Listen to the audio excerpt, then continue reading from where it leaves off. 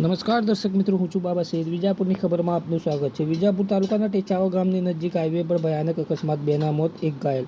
સમાચાર વિગતવાર જાણીએ તો વિજાપુર તાલુકાના ટેચાવા ગામની નજીક સુભાસર ટેચાવા હાઈવે પર સોમવારે સવારે આશરે 11:30 વાગ્યાની આસપાસ એક ભયાનક રોડ અકસ્માત બન્યો છે. ટાટા કંપનીની મોટી truck RTO number GJ 12BVY 1391 એકદમ પૂર ઝડપે અને ગફલતભરી રીતે હંકારતા એક બાઇકને સામેથી જોરદાર અથડામણ કરી હતી. આ અકસ્માતમાં 2 વ્યક્તિઓના ઘટના સ્થળે જ મોત નીપજ્યા હતા, જ્યારે ત્રીજી વ્યક્તિને ઇજાઓ પહોંચીને હોસ્પિટલ ખસેડવામાં આવ્યો હતો. મૃતકોની ઓળખ પહાડી પોલ, તાલુકો વડાલી, જિલ્લા સાબરકાંઠાના અમૃતજી પુંજાજી વાઘેલા અને તે જ ગામના ભાલાભાઈ મનાભાઈ વાઘેલા તરીકે થઈ છે. ઘાયલ વ્યક્તિ વાઘેલા ઠાકોર રણજીતજી પોપટજી રહે મઢ, તાલુકા વડાલી, જે તેમની સ્થિતિ ગંભીર હોવાથી સારવાર માટે અમદાવાદ રિફર કરવામાં આવ્યા છે. મૃતક અમૃતજી વાઘેલાના પુત્ર અજય કુમાર વાઘેલાએ લાડુલ પોલીસ મથકે ફરિયાદ નોંધાવી છે. ફરિયાદ મુજબ ત્રણેય વ્યક્તિઓ બાઇક પર મુસાફરી કરી રહ્યા હતા. ટ્રકના ડ્રાઈવરે અથડામણ બાદ વાહન છોડીને પોતાનું ટ્રક મૂકીને ભાગી છૂટ્યો હતો.